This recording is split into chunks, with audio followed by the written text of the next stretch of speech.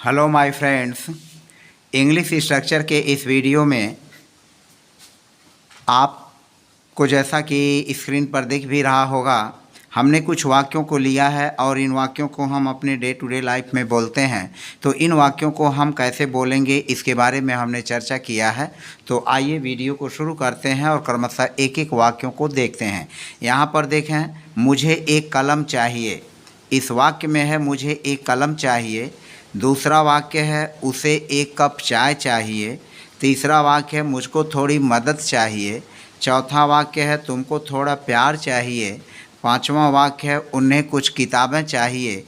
और छठा वाक्य है मेरे भाई को एक स्कूटर चाहिए। और सातवां वाक्य है बच्चों को मिठाइयाँ चाहिए।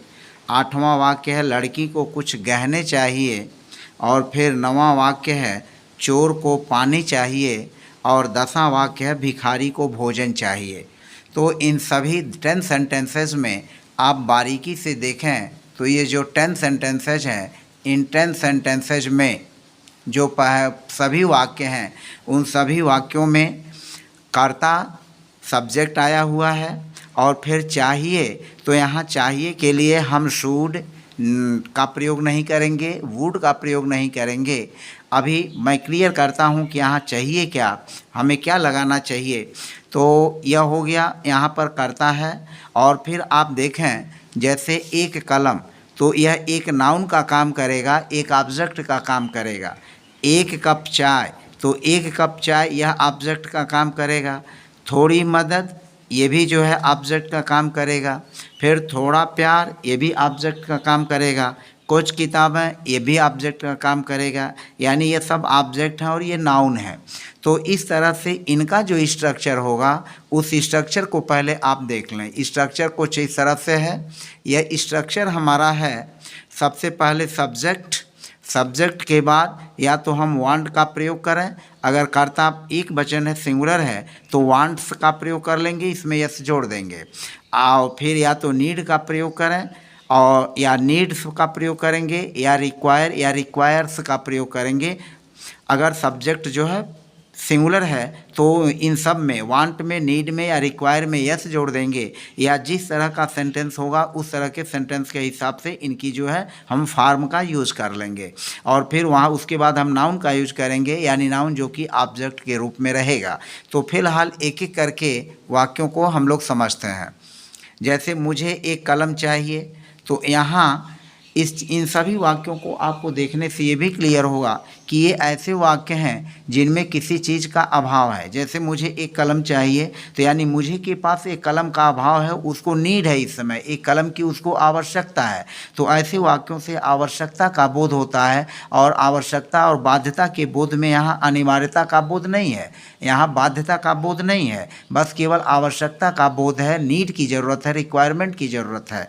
तो इस तरह के 10 सेंटेंसेज में कोई भी बाध्यता नहीं है या कोई भी अनिवार्यता नहीं है कि नहीं मुझे कलम एकदम चाहिए ही, अनिवार्यता नहीं है। हाँ, व्यक्ति को आवश्यकता महसूस हो रही है कि उसे एक कलम चाहिए, उसे एक कप चाय चाहिए, उसे थोड़ी मदद चाहिए, उसकी ज़रूरत है, आवश्यकता है, नीड है, रिक्वायरमेंट है।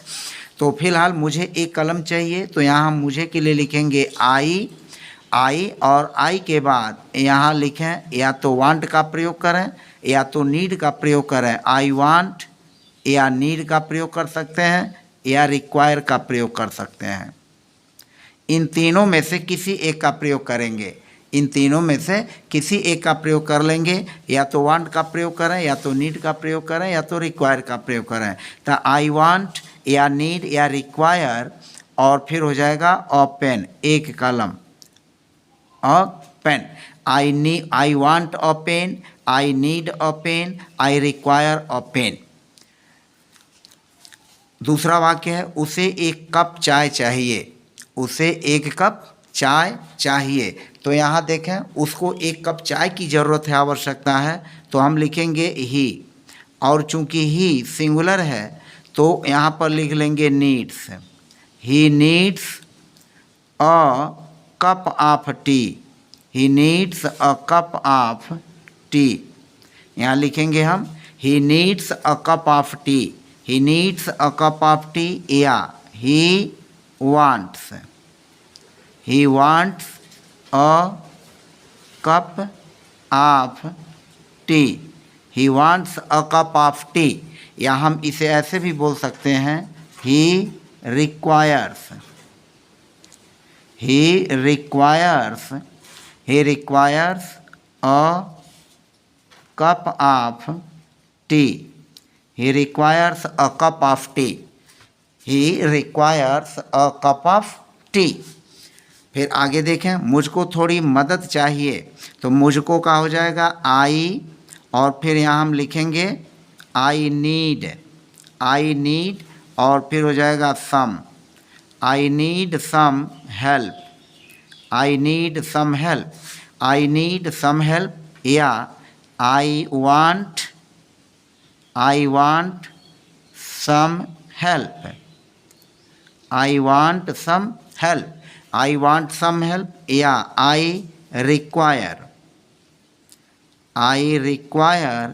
सम help, I require some help, I require some help. तो इस तरह से यहाँ पर जो है नीड का प्रयोग करके, वांट का प्रयोग करके और रिक्वायर का प्रयोग करके हम वाक्यों का जो है अनुवाद इंग्लिश से, हिंदी से इंग्लिश में कर सकते हैं। तो हमको थोड़ा प्यार चाहिए, तो you need some love, you need some love. या हम इसको ऐसे भी कर सकते हैं, you want some love, you want some love, या you require some love, you require some love. फिर आगे चलें, उन्हें कुछ किताबें चाहिए, तो अब उन्हें कुछ किताबें चाहिए, तो हम इसका प्रयोग करेंगे दे वांट। चूँकि दे प्लूरल है तो हम यहाँ दे वांट का उपयोग कर लेंगे, वांट लिखेंगे, they want some books, they want some books, they want some books, या they need some books, they need some books, they want some books, they need some books, या they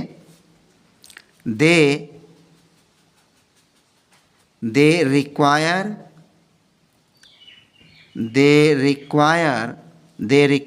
some books, they require some books। फिर छठा वाक्य है, मेरे भाई को एक स्कूटर चाहिए, तो मेरे भाई को, यह सिंगुलर है तो हम लिखेंगे माई ब्रदर नीड्स या वांट्स, माई ब्रदर नीड्स या वांट्स या requires,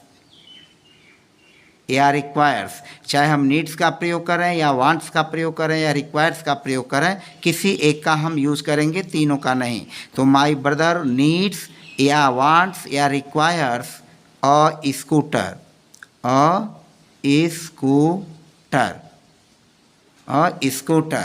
my brother needs wants requires a scooter, my brother needs wants requires a scooter.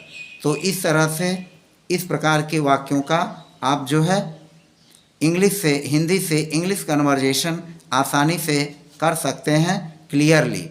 यहाँ आवश्यकता वाले वाक्यों का इसी तरह से जो है हम अनुवाद कर लेते हैं और हम अपने डे टू डे लाइफ में इनको बोलते हैं। और जैसा कि आप जानते हैं कि इस तरह के वाक्यों में, जैसा कि मैंने अभी स्पष्ट किया कि हम वांट, नीड और रिक्वायर, ये तीनों आवश्यकता बताते हैं, किसी चीज़ की कमी बताते हैं, अभाव बताते हैं। तो my brother needs, wants, requires और स्कूटर सारी यहाँ ई रहेगा, ओ नहीं रहेगा, ई। तो SCOOTER स्कूटर। तो my brother needs, wants, requires और स्कूटर। बच्चों को मिठाइयाँ चाहिए तो लिखेंगे the children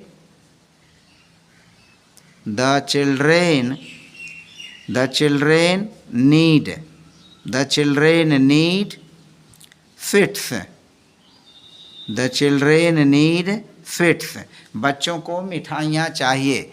the children need sweets.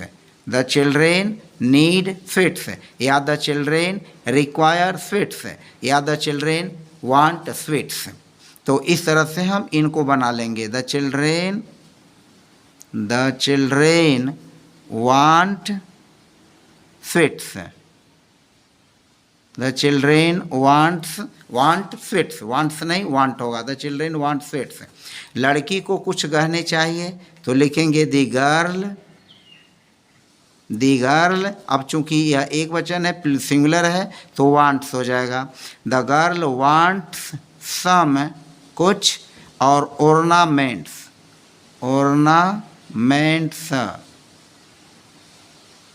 The girl wants some ornaments. The girl wants some ornaments. लड़की को कुछ गहने चाहिए। चोर को पानी चाहिए तो लिखेंगे the thief needs water. The thief needs water. चोर को पानी चाहिए। The thief needs water. The thief needs water या हम requires water या wants water। भिखारी को भोजन चाहिए। अब है नेक्स्ट सेंटेंस, भिखारी को भोजन चाहिए तो यहाँ हो जाएगा द